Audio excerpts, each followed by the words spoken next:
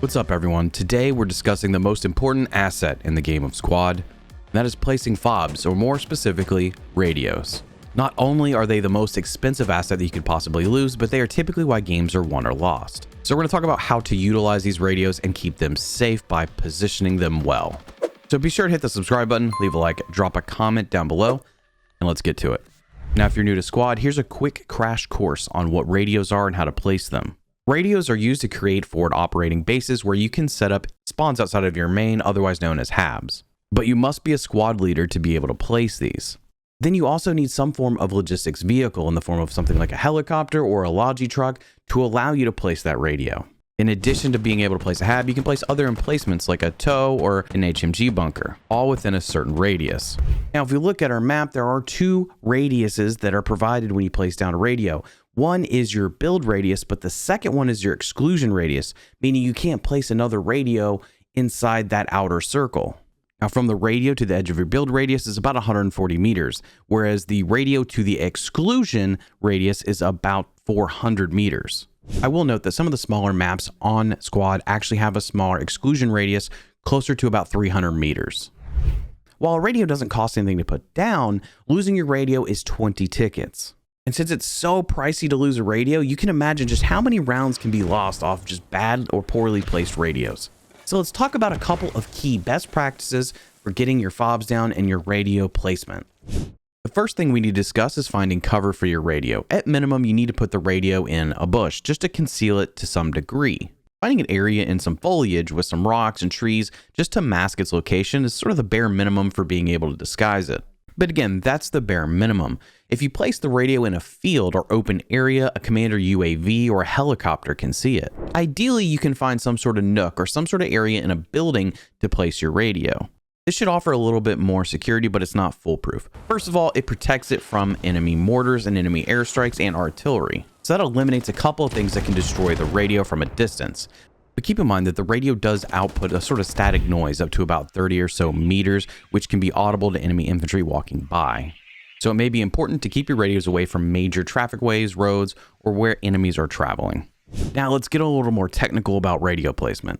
First, we're going to talk about the white line. Most advanced players know what I'm talking about, but if you've ever watched around a squad, you've seen the white line connect from point to a point. Objectives are connected by this white line, which is the straight line distance from one objective to the next. Often the same line that a lot of blueberries will just walk if they don't really have any real task or plan ahead of them.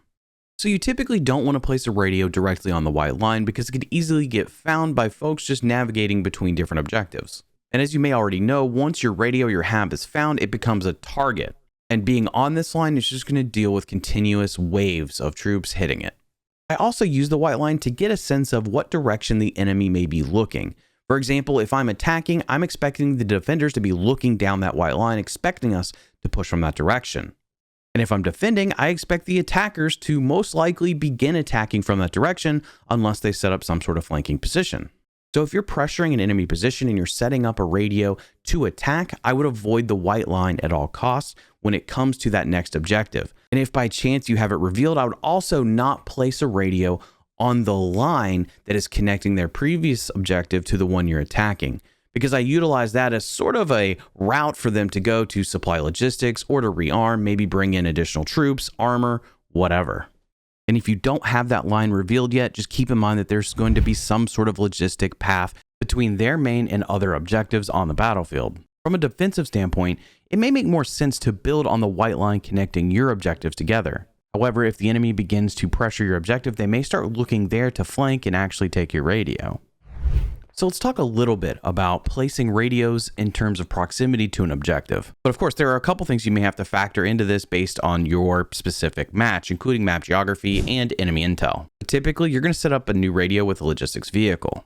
You can typically hear the engine or the wheels of a logi truck approaching from 200 to 300 meters out. And that's important because that could also signal to the enemy that they need to move in that direction in an effort to prevent you from building up. So you need to be aware of how audio can be heard and trigger potential attacks.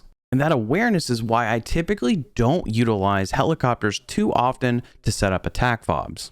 Because helicopters are so easily heard and of course easily seen, it's not uncommon for smart players to push those immediately. So I'd say most commonly I see radios placed 300 to 500 meters from objective. Those typically are the most effective when not found. However, if you put them much further, you may run into an issue with being able to get troops on the objective efficiently, because they're going to be sort of trickling in as they respawn. And the further away the HAB is, the slower that process will be. That's not to say a FOB 700 meters away can't be effective, it just may be difficult the further away you get.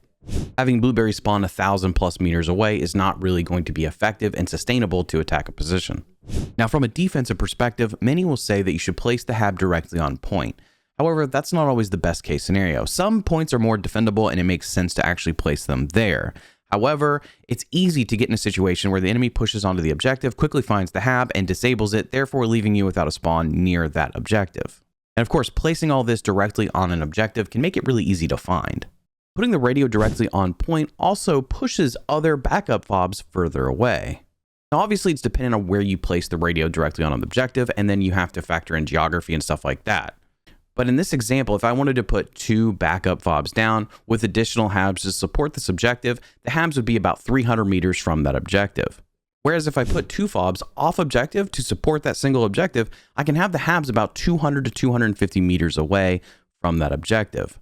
Additionally, those FOBs are able to support each other a little bit more closely because of the proximity, because they can also be about 200 to 250 meters away from one another. This all comes down to planning, but it can be helpful to set up FOBs like this for specific objectives. Use the FOB creation marker as a squad lead as the round starts to plan this out. Now, there's one more sort of advanced piece that I want to discuss, and it has to do with countering the enemy. And that is broken up into 2 parts. Let's say the enemy is on an objective and you are aware of their presence, but you need to somehow counter their position. Since we want to avoid the white line, I am actually looking to place the radio sort of offset from the objective. I want something that is at a flank or somewhere where the enemy may not be paying the most attention, giving us some sort of advantage if we try to walk onto that objective. The blue arrows represent some general directions we could push from and have cover either via buildings or some forest. This is obviously relying on intel and making sure we just don't drive into an ambush. And additionally, I'm using the white line conversation we had to suggest where I could place these based on where I think the enemy might be focused. But essentially, we're just looking to flank or get beside the enemy instead of running into the brunt of their force. But realistically, if you have good intel during a round and you know where the enemy HAB is, this is where countering is super effective. So let's say I know where the enemy HAB is. I'm going to put my HAB opposite side from the objective of their HAB.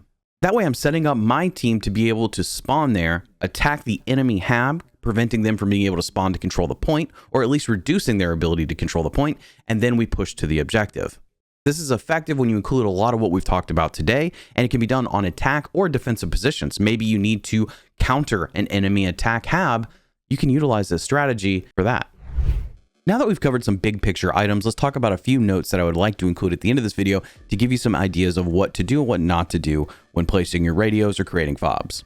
The first thing is not to build your HAB right where you place your radio. You're making it really easy for the enemy team to be able to get in, proxy your HAB, disabling your ability to spawn, and then quickly finding your radio, and that's 20 tickets.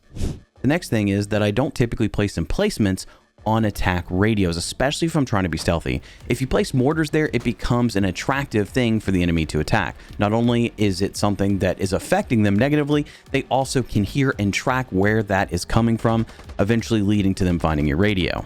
This goes for any emplacement. HMG bunkers can also be heard, same with tows. And if it's not something that can be heard, if you're just building a tower or some sort of bunker, those can also be seen, which again can give away where your radio is. Because the enemy team can use the FOB creation marker to get a radius of where that asset is placed and where the HAB and radio might be. A little bit of reverse engineering of what you've created. One big thing to keep in mind, especially when playing in public matches, is spawn control. Be aware that blueberries are going to spawn on whatever HAB is available. If it's out of position, delete the radio. In fact, just delete any radios that you really don't need. If there is a specific objective you need reinforcements at or you need your team to focus on, it's sometimes best to dig down an attack radio when that's not going well to force blueberries to spawn on a defensive position. This is very effective to help controlling where people are spawning and focused on. The next big thing is to use intel. Use your team's information to help you decide where to set down your FOBs. Communication and information is important in squad, so you need to make sure you're not only placing FOB creations, but you're also checking to see if anybody knows if any enemy contact has happened in that area. Furthermore, use caution. If you're driving into an area that does have contact, maybe drop a rally instead of a radio until you can secure the area a little bit better. And more importantly, if you're taking fire, don't just drop a radio. Ultimately, all radios need some sort of purpose. If it's not beneficial to your team, you don't need it. Either don't place it or delete it. If you're not getting great communication with your team in terms of planning, just try to focus on radios for objectives. You can plan this out at the beginning of a round with FOB creation markers, and then be stealthy about placing them so that you can help the survivability of that FOB. But with that, I think we've covered a bunch of ideas around placing radios and building FOBs in Squad. I'm sure I've left a few things out, so if you have any ideas or extra things you'd like to throw in, put them in the comments down below. Like the video, be sure to subscribe, and check out my basic tips video at the end of this video for more information on playing Squad, and I'll catch you all next time.